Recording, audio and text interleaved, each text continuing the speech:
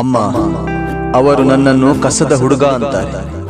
ಆದರೆ ನಮಗೆ ಇಲ್ಲಿಯವರೆಗೆ ಬದುಕಲು ಸಹಾಯ ಮಾಡಿದ ಆ ಬಿಸಾಡಿದ ಕಸದಿಂದಲೇ ನಾನು ನನ್ನ ಮುಂದಿನ ಭವಿಷ್ಯವನ್ನು ಚೆನ್ನಾಗಿ ರೂಪಿಸಿ ಇಂಥ ಅಹಂಕಾರದ ಜನರ ಮುಂದೆ ಸಂಪತ್ತಿಗೆ ಸವಾಲಾಗಿ ಎದೆ ಕೊಟ್ಟು ಧೈರ್ಯವಾಗಿ ಬದುಕಲಿ ಅಮ್ಮ.